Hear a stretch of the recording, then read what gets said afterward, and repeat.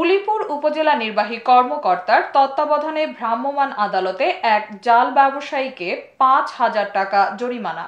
উলিপুর প্রতিনিধি আবু রায়হান আলীর পাঠানো তথ্য ও ভিডিও চিত্রে বিস্তারিত। সাথে আছে আমি রাজিয়া সুলতান। আপনারা দেখছেন I1 টিভি। গত ১২ আগস্ট বিকেল ৩ ঘটিকার সময় উলিপুর উপজেলার দুর্গাপুর বাজার এলাকায় ভ্রাম্যমাণ আদালতের অভিযানে মৎস্য সুরক্ষা ও সংরক্ষণ আইন ১৯৫০ এর ৪ ধারা অনুযায়ী মমিনুর রহমান নামের এক অবৈধ কারেন্ট জাল ব্যবসায়ীকে বিক্রয়কৃত অবৈধ কারেন্ট জাল সহ আটক করে। পরে ভ্রাম্যমাণ আদালতের মাধ্যমে মমিনুর রহমানকে ৫,০০০ টাকা জরিমানা করা হয়।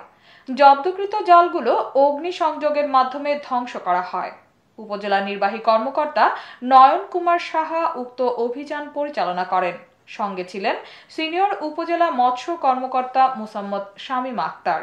দুর্গাপুর বাজারে কারেন্ট জাল হলো চায়না দুয়ারি জাল মানে বেচা বিক্রি হচ্ছে, সেই প্রেক্ষিতে আজকে আমরা গিয়েছিলাম দুর্গাপুর বাজারে অভিযান চালিয়ে আমরা বেশ কিছু কারেন্ট জাল জব্দ করি এবং একজন আসামিকে আর কি ধরতে সমর্থ হয়।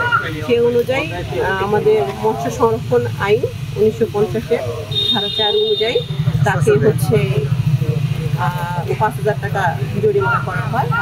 এতক্ষণ সঙ্গে থাকার জন্য ধন্যবাদ। I1 টিভির নিয়মিত আপডেট পেতে ভিজিট করুন আমাদের ওয়েবসাইট, ফেসবুক, ইনস্টাগ্রাম ও ইউটিউব চ্যানেলে।